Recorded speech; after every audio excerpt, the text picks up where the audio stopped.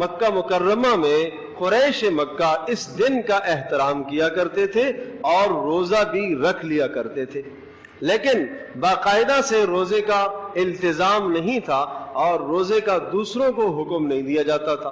حضرت صلی اللہ تعالی علیہ وسلم جب مدینہ طیبہ تشریف لے گئے، حضرت صلی اللہ تعالی علیہ وسلم کو پتہ چلا کہ یہود جو مدینہ میں آباد ہے یہ 10 محرم کا روزہ رکھتے ہیں۔ آپ نے ان سے پوچھا ما ھذا اليوم، یہ تمہارا دن کیا ہے الذی تصومونہ فیہ، جس کے اندر تم روزہ رکھتے ہو 10 محرم کو، یہ کیوں رکھتے ہو؟ انہوں نے کہا ھذا یوم عظیم، یہ ہمارے نزدیک ایک بڑی عظمت والا دن ہے۔ انجى اللہ موسیٰ وقومہ فیہ، اللہ پاک نے حضرت موسیٰ علیہ السلام کو اور موسیٰ علیہ السلام کی قوم کو اس دن یعنی 10 محرم کو نجات عطا فرمائی۔ وغرق فرعون وقومہ، اور اللہ پاک نے فرعون اور اس کی قوم کو غرق کر دیا۔ جب ایسا ہوا فصامہ موسیٰ علیہ السلام، تو حضرت موسیٰ علیہ السلام نے اس کے بعد 10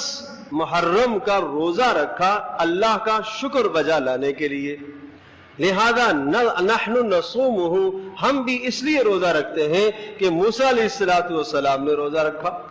رسول پاک صلی اللہ تعالی علیہ وسلم نے ارشاد فرمایا نحن احق بموسیٰ واولی منکم، ہم تم سے زیادہ موسیٰ علیہ السلام کی تعظیم کرنے والے ہیں اور ان کا احترام کرنے والے ہیں، لہذا ہم بھی 10 محرم کا روزہ رکھیں گے۔ اور تیسری بات جو اس حدیث سے سمجھ میں آتی ہے وہ یہ کہ رسول اکرم صلی اللہ تعالی علیہ وسلم نے جب یہ اعلان فرما دیا کہ ہم موسیٰ علیہ السلام کی تعظیم اور موسیٰ علیہ السلام کا احترام کرنے کے زیادہ لائق ہیں، لہذا ہم 10 محرم کو روزہ رکھیں گے، اور حضرت صلی اللہ تعالی وسلم نے 10 محرم کو روزہ رکھنے کا اہتمام فرمایا۔ اور یہ مدینہ منورہ میں 10 محرم کے روزے کا اہتمام رہا اور چلتا رہا۔ حضرت عبداللہ ابن عباس رضی اللہ تعالی عنہما سے روایت ہے، وہ ارشاد فرماتے ہیں ہم نے رسول اکرم صلی اللہ علیہ وسلم سے یہ درخواست کی، اے اللہ کے رسول، یہ جو 10 محرم کا دن ہے یہ یہودیوں کے یہاں یہ تہوار والا دن ہے، اور اس دن کو وہ اپنے لیے تہوار کا دن مانتے ہیں اور اس کی تعظیم کرتے ہیں۔ کہیں ایسا تو نہیں ہے کہ اگر ہم 10 محرم کا روزہ رکھیں، اس روزہ رکھنے کی وجہ سے یہودیوں کے ساتھ شباہت لازم آ جائے، مشابہت لازم ہو جائے؟ اور حضرت صلی اللہ تعالی وسلم کا مزاج مبارک یہ تھا کہ وہ یہودیوں کے ساتھ شباہت اختیار کرنا پسند نہیں فرماتے تھے، نصرانیوں کے ساتھ شباہت اختیار کرنا پسند نہیں فرماتے تھے، مشرکین کے ساتھ شباہت اختیار کرنا پسند نہیں فرماتے تھے۔ کیوں؟ آپ یہ فرماتے تھے کہ میں جو دین لے کر آیا ہوں وہ تمام کے تمام ادیان سے سب سے بہتر دین ہے، وہ سب سے اچھا اور سب سے اعلیٰ دین ہے، تو اب تمہیں کسی اور کی طرف دیکھنے کی ضرورت کیا ہے؟ آپ نے صاف صاف ارشاد فرمایا کہ اب اگر موسیٰ علیہ السلام بھی زندہ ہو کر آ جائیں تو ان کا چارہ کار بھی میری اتباع کے بغیر نہیں ہے، وہ بھی میری ہی اتباع کریں گے۔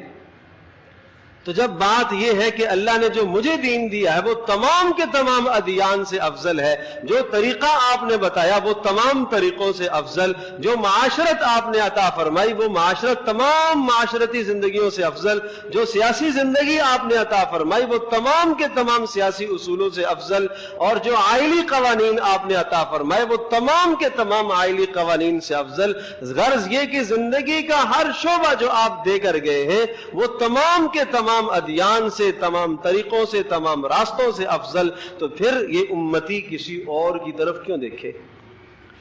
پھر یہ کسی اور کی طرف کیوں دیکھے؟ اس لیے آپ علیہ السلام کو یہ عمل پسند نہیں تھا، آپ اس پر سخت ناراض ہوتے تھے۔ تو تیسری بات یہ عرض کر رہا تھا کہ حضرت صلی اللہ علیہ وسلم نے روزہ رکھا اور صحابہ کرام رضی اللہ عنہم اجمعین نے کہا اللہ کے رسول اس دن تو یہود بڑا تعظیم والا دن اس کو سمجھتے ہیں اور آپ نے روزہ رکھا ہے، کہیں ان کے ساتھ شباہت تو نہیں ہے؟ تو آپ نے ارشاد فرمایا اچھا آئندہ سال اگر میں زندہ رہا تو میں اس 10 محرم کے ساتھ ایک اور کا روزہ بھی ملاؤں گا، ایک اور روزہ 9 کا یا 11 کا میں روزہ رکھوں گا۔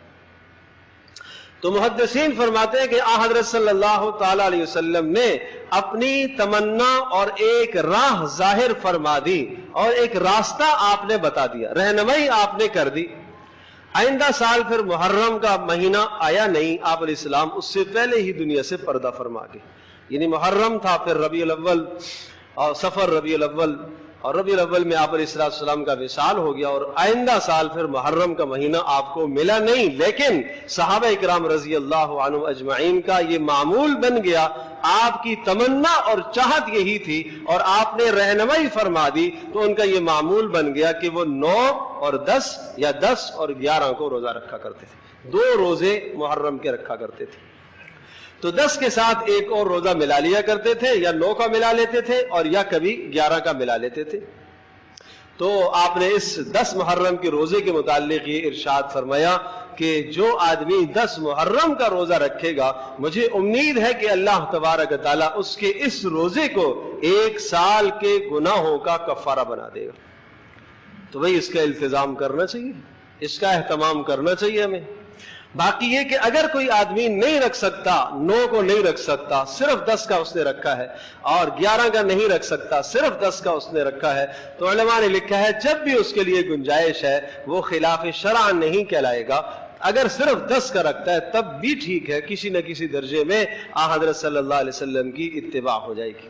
تو نبی علیہ الصلوۃ والسلام سے اس دن یہ عمل ثابت ہے، بس 10 محرم کا یہ عمل ثابت ہے روزے کا۔